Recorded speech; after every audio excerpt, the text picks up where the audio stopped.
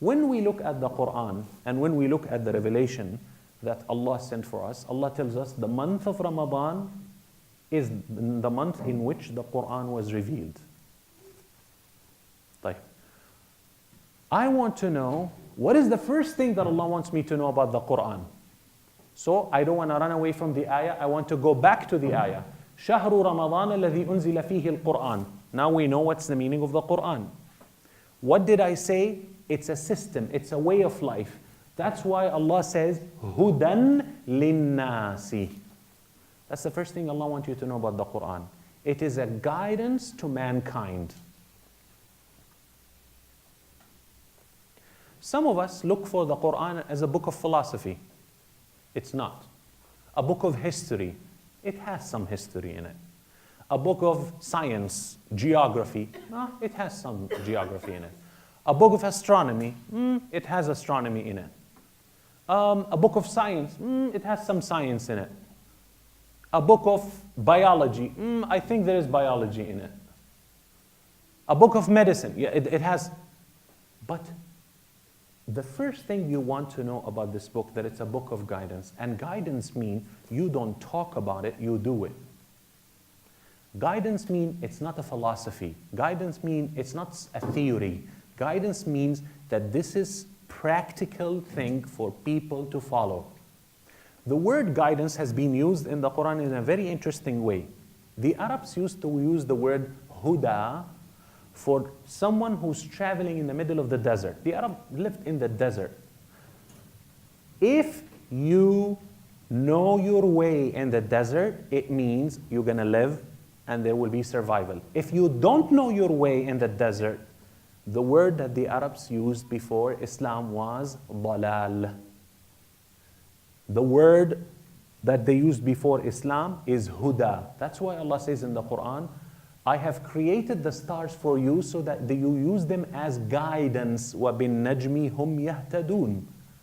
So how did they used to travel at night? By looking at the stars in the sky, and they used to travel. Literally, your entire survival depends on you following the North Star at night.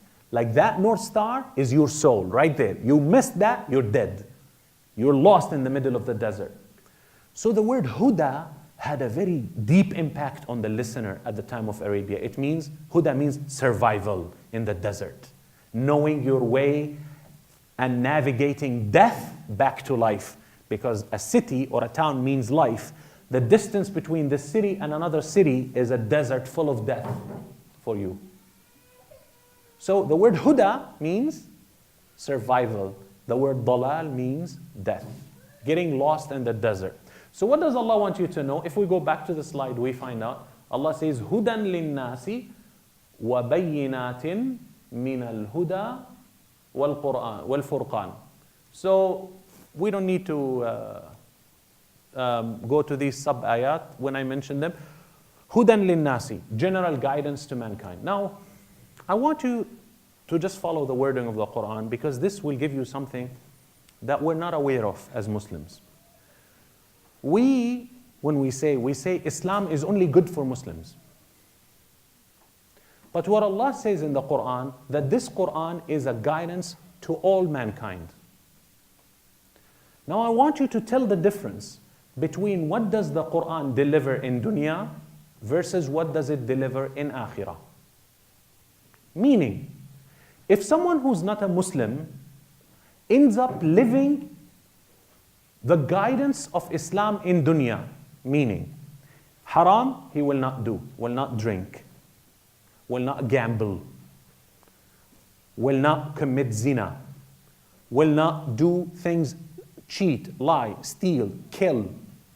If a non-Muslim follows the teachings of Islam with all of its details, Islam will bear its fruit for him in dunya, but not in akhirah, because he doesn't believe in it. But the system works for a Muslim or a non-Muslim.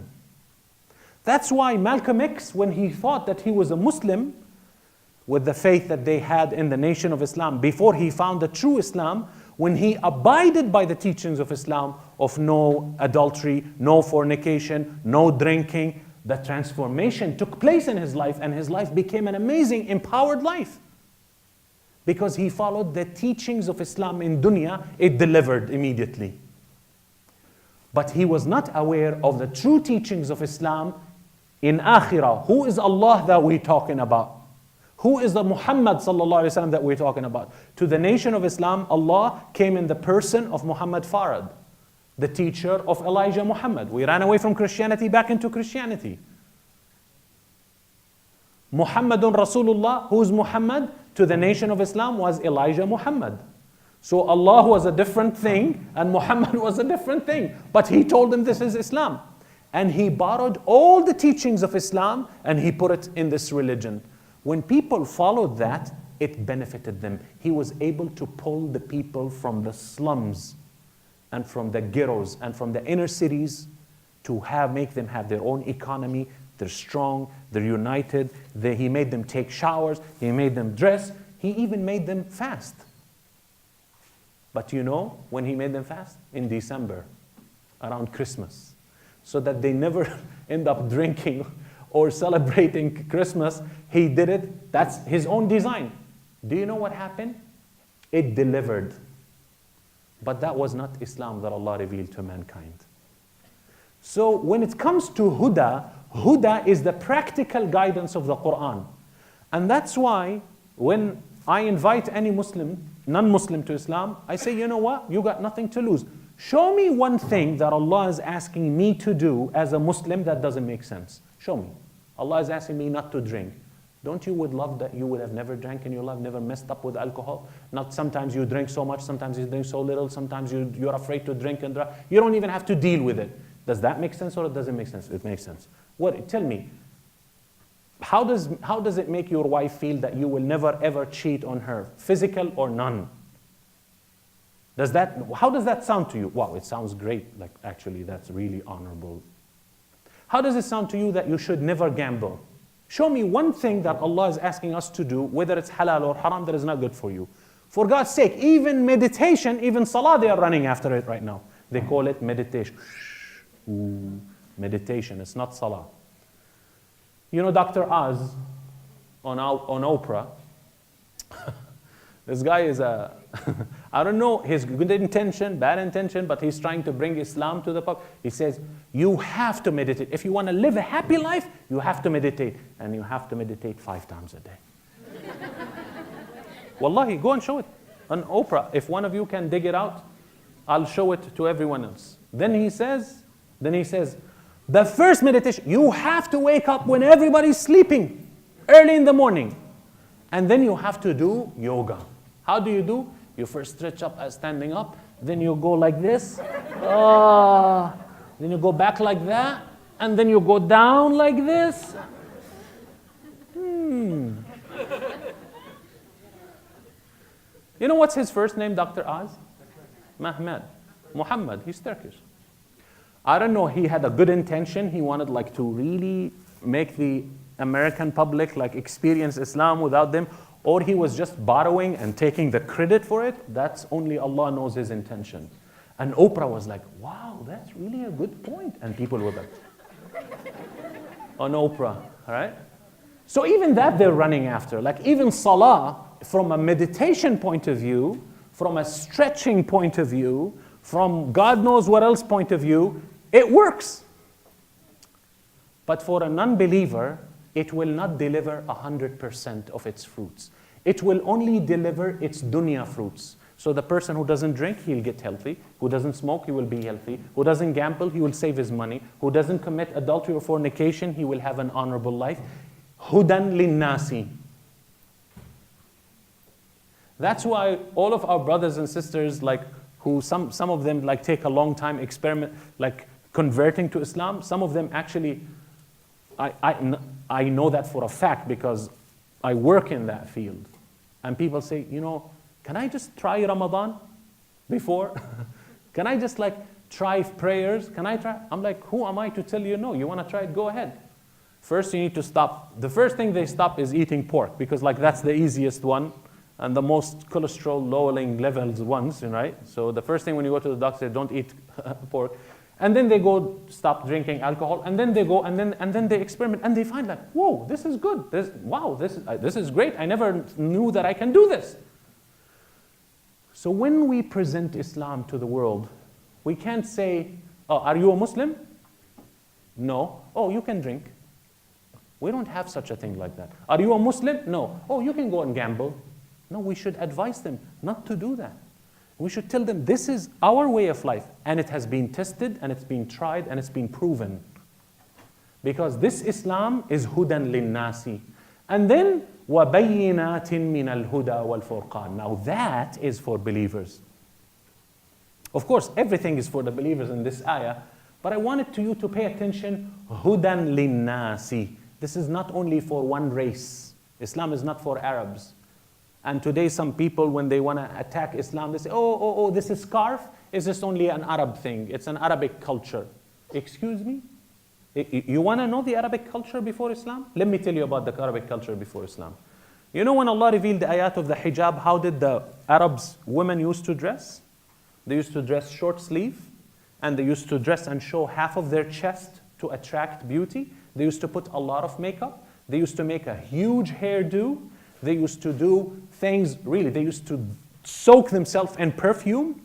So if you don't know the Arabic culture, don't say that the hijab and the niqab was the Arab culture. It was not, except for few honorable ladies that used to do it. And the honorable ladies in the Arabian society, even though they might wear short sleeves, even though they might show half of their chest, they used to put something which is the head cover. It's called khimar. Khimar. They used to put it on the head with kind of a weight, and then they used to put it behind their ears and drop it behind their shoulders. Some cultural dresses till today, they wear it like that. So what did Allah say? Allah says, let them take their khimar and cover their chest with it. And let them wear baggy, covering clothes that are not tight, describing to the body, see-through, a dress of attraction, this and that, because that was not the norm. That's what Islam brought. So some people start convincing themselves, and they start talking in the name of Quran and Sunnah and this and that, and they say things that are not true. You want to know the culture before Islam? Men and women used to get tattoos right and left, and they used to have tattoos on their faces. The ladies will dig it here from under the lips all the way to the chin. And some men, they used to put it around their eyes to scare their enemies. Like Mike Tyson got one, the boxer.